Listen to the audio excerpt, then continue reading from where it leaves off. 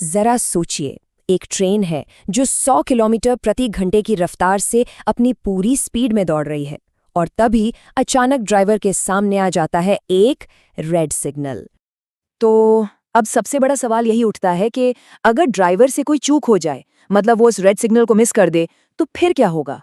क्या इसका मतलब ये हुआ कि बस एक बड़ा हादसा होने ही वाला है? सबके मन में सबसे पहले तो यही डर आता है ना? चलिए इसको समझते हैं। सबसे पहली और सबसे जरूरी बात यह है कि भारतीय रेलवे का जो पूरा सेफ्टी सिस्टम है वो सिर्फ और सिर्फ ड्राइवर पर निर्भर नहीं करता। देखिए, असल में ना ट्रैक पर सेफ्टी की कई लेयर्स होती हैं। जब भी कोई सिग्नल लाल होता है तो उसका सीधा सा मतलब ये है कि आगे का ट्रैक क्लियर नहीं है। हो सकता है वहां कोई दूसरी ट्रेन हो या फिर कोई क्रॉसिंग ठीक से सेट ना की गई हो। और अगर कोई ड्राइवर इस रेड सिग्नल को पार कर भी जाए तो रेलवे की अपनी भाषा में इसे एक खास नाम दिया गया है, स्पैड, मतलब सिग्नल पास्ड एट डेंजर। ये एक ऑफिशियल टर्म है जो ऐसी खतरनाक सिचुएशन के लिए ही यूज होता है। और जैसे ही ये होता है, पूरा का पूरा सिस्टम फौरन एक्शन में आ जाता है। कंट्रोल रूम को तुरंत एक अलर्ट भेजा जाता है और एक इमरजेंसी प्रोटोकॉल एक्टिवेट हो जाता है। मतलब गलती का पता उसी पल चल जाता है। लेकिन बात सिर्फ इंसानी निगरानी तक ही नहीं रुकती। अब तो टेक्नोलॉजी भी इस सुरक्षा घेरे को और ज्यादा मजबूत बना रही है। आजकल जो मॉडर्न रूट्स हैं उन पर एक बहुत ही स्पेशल सिस्टम लगाया जा रहा है। इसका नाम है कवच। और जैसा इसका नाम है, ये सच में एक सुरक्षा कवच की तरह ही काम करता है। तो ये कवच आखिर काम कैसे करता है?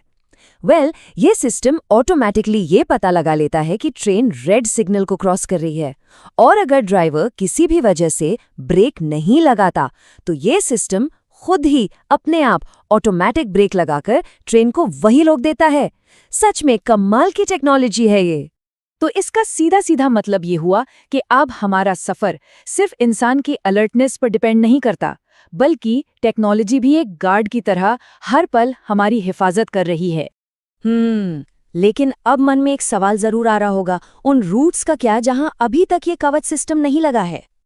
देखिए, जिन रूट्स पर कवच नहीं है वहां इमरजेंसी ब्रेकिंग मैन्युअली लगाई जाती है और फिर उस पूरी घटना की एक डिटेल जांच होती है।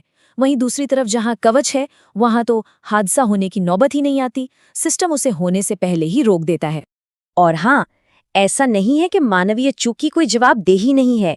ड्राइवर के खिलाफ एक ऑफिशियल जांच बैठाई जाती है और उन्हें सस्पेंशन जैसी कार्रवाई का सामना भी करना पड़ सकता है।